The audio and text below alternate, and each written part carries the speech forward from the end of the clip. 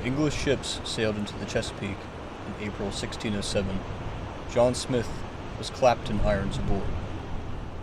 No sooner than 8 months later had he been captured in an ambush by Pamunkey warriors under the direction of Chief Pocahontas, the brother of the great Powhatan.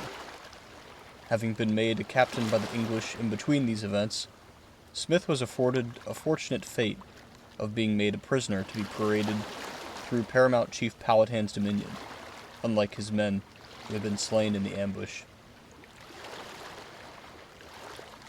Smith was paraded among the numerous tribes of the Potomac, Rappahannock, Mattaponi, and Pamunkey. According to Captain Smith, he was then brought to Recounted, the capital of Chief Powhatan's Tsenacommacah, where he was presented to the great Mamanatowick. 2 great stones were brought before Powhatan, then as many as could laid hands on him dragged him to them, and thereon laid his head, and being ready with their clubs to beat out his brains. Pocahontas, the king's dearest daughter, when no entreaty could prevail, got his head in her arms and laid her own upon his to save him from death. Whereat the emperor was contented he should live to make him hatchets, and her bells, beads, and copper.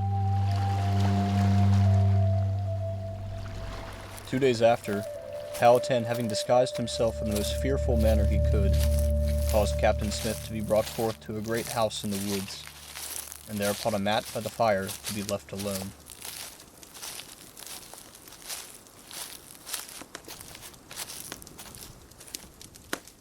Not long after, from behind a mat that divided the house, was made the most dolefulest noise he had ever heard.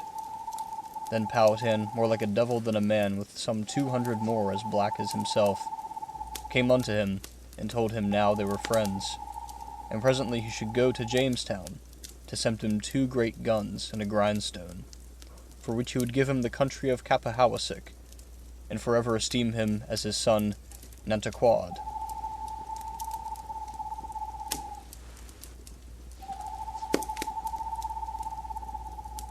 The role of Pocahontas was determined as salvific to Smith. Historian Helen Roundtree takes a more scholarly approach, however. I doubt on ethnographic grounds that a rescue took place. Clubbing was a punishment for disobedient subjects, not foreigners. This procedure comes closer to Eastern Indian adoptions elsewhere, in which after a deliberation, a captive would become a member of a specific family.